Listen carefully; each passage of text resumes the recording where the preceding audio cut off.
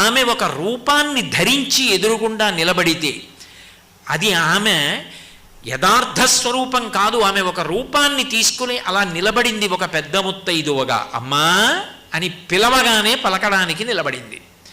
అటువంటి దుర్గమ్మ యొక్క 2 అక్షరాలు పలకడం అంత గొప్ప విశేషం. అయితే ఆపద పోవడానికే కాదు సుమా, దుర్గా సప్తశతి అని మార్కండేయ మహర్షి ఇచ్చారు.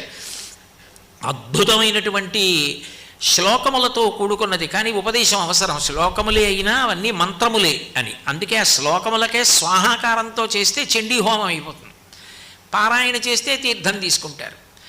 సప్తశతి అంత గొప్పది. అసలు లోకంలో ఒక మాట చెప్తారు, పురుషార్థములు 4 కదూ, ధర్మ అర్థ కామ మోక్ష.